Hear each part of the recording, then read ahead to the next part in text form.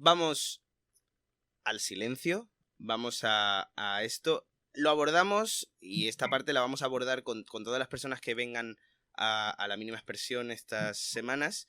Lo vamos a abordar desde la reflexión del silencio como una herramienta de la comunicación, como algo que en muchas ocasiones se teme, porque de hecho durante mucho tiempo se ha temido tanto en la radio como en la tele.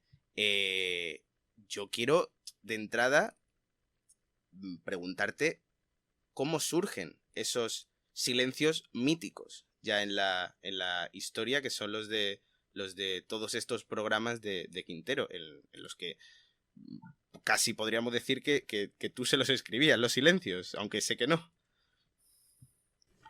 Bueno, hombre, he escuchado estos días que yo decía que es verdad que lo dije en el programa de Borges, que los silencios de Quintero surgían de que se quedaba en blanco, Sí. o algo así, ¿no? Eso es un titular, sí. Pero date cuenta que eso no es negativo en ningún sentido. O sea, quedarse en blanco cuando estás escuchando a una persona es demostrar que lo estás escuchando y que te interesa lo que te está contando, ¿no? Y hay un momento que nos pasa a todos en que oímos algo que nos deja sin palabras, ¿no? Pues eso es lo que yo quería decir, que ante alguna confesión, ante alguna situación, uno se queda sin palabras. Eso es quedarse en blanco. Aparte, bueno, eso para justificar un poco eso, que no es exactamente lo que estaba diciendo, pero el silencio, pues nosotros el silencio lo utilizábamos de muchas formas, lo hemos utilizado incluso premeditadamente, ¿no? Para ver hasta qué punto era la gente capaz de aguantar un silencio en la radio o en televisión, ¿no? Lo hemos hecho premeditadamente, contando 2 segundos, ¿eh? Lo hemos hecho de muchas maneras. El silencio yo creo que es un arma, el mejor arma que puede tener un entrevistador para desarmar a un entrevistado. O sea, si tú le haces una pregunta a un entrevistado, ¿eh? Y el entrevistado te dice una simpleza, y tú ves que ahí hay mucho más, pero pasa a la siguiente pregunta del cuestionario. ¿Le has abierto las puertas? ¿Lo has dejado que se te escape? Sin embargo, si te quedas callado, y el entrevistado sabe que tiene 5 cámaras que lo están apuntando y que hay un montón, a lo mejor 1.000.000 de personas que lo están escuchando, entonces el entrevistado no tiene más remedio que hablar. No tiene más remedio que hablar porque no puede aguantar el silencio, no puede aguantar la tensión que tú has creado. Y lo normal es que al hablar digas lo que no quería decir. Eso nosotros lo usábamos muchas veces así.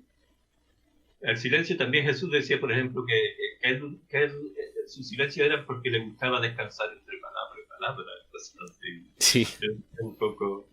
Pero el silencio es un arma, el silencio es un arma de introspección. Y luego además el silencio, pues, hombre, es que la teoría del grifo, ¿no? Que también, de lo que también hablábamos, y hablaba Quintero algunas veces, ¿no? Que si un grifo está continuamente abierto, un poco, llega un momento en que no lo escucho. Lo observa y en ese momento escucha el silencio. En ese momento sabes que ha pasado algo, ¿no? Pues eso pasa en la televisión, que está en la radio, que están todos los días, ¿no? Sin parar, un grifo que no para, pum, pum, pum, botones ahí, pum, pum, pum. Sin embargo, llega un momento, cierra el grifo y la gente dice, ¿qué pasa aquí? Sí, El silencio tiene muchas posibilidades.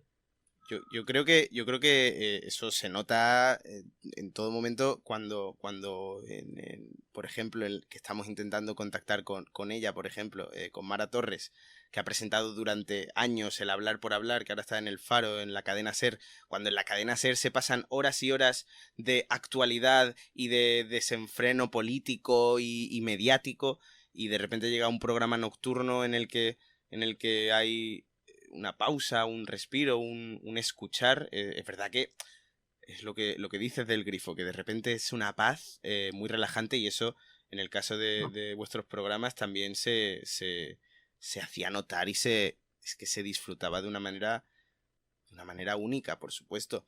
Pero ¿y por qué crees que hay tanto miedo al silencio?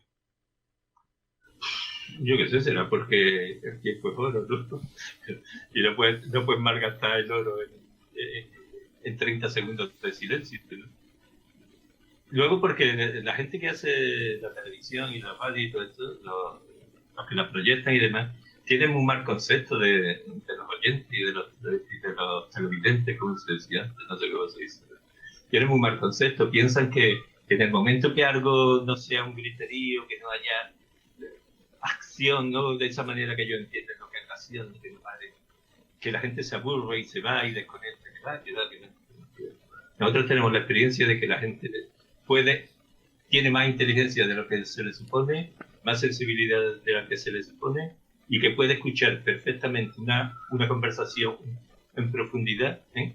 Y quedarse maravillado solamente viendo dos rostros, dos personas diciendo cosas interesantes. Pero eso normalmente te da miedo por eso, porque piensan que la gente se merece lo que le dan, basura, que la gente es basura y se merece basura. Yo, Hay miedo, es que no sé qué no sé. No. yo creo que tú, claro, habéis vivido multitud de entrevistas, multitud de silencios. ¿Hay alguno que se te haya clavado en la piel? ¿Alguno que recuerdes y sepas que se va a ir contigo para siempre? No, eso el silencio formaba parte de nuestro trabajo y no sé, habría a lo mejor alguno que, no sé. Cuando le hemos preguntado a alguien que si matar era fácil, ha dicho que tan fácil como aplastar una cucaracha o algo así, pero pensándolo, ¿no? O cuando le hemos preguntado a uno de los supervivientes de la catástrofe de los Andes que aquí salía la carne humana, ¿no? Bueno, hay momentos en los que, pero como hay tantos, son tantos momentos, tantos silencios, tantas cosas, que no hay ninguno así que tú digas especialmente. Te, te noto tan vivido que nada te sorprende ya, ¿eh? No, no me sorprende nada. Me lo espero todo. Lo peor y lo mejor. Me lo espero absolutamente todo y me parece normal lo mejor y lo peor.